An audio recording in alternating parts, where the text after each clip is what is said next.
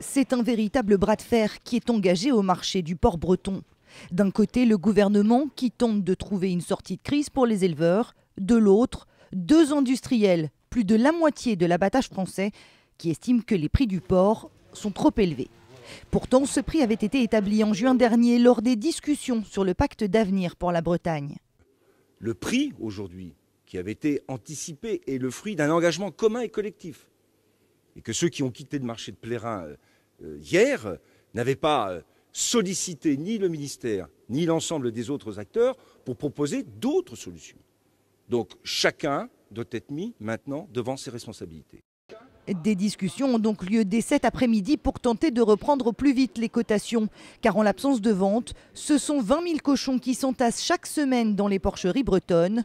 Une situation problématique qui met un peu plus les agriculteurs au pied du mur. Nous pensions à la crise un peu plus tardive. Elle arrive en plein mois d'août par la démission anormale et la prise d'otage anormale que font Bigard et Copperle sur le marché du porc breton. Dans un marché européen volatile, difficile de tenir cet accord de contractualisation face au prix allemand ou espagnol. Stéphane Le Foll a annoncé une table ronde sur la viande porcine fin août pour tenter de sortir collectivement de la crise.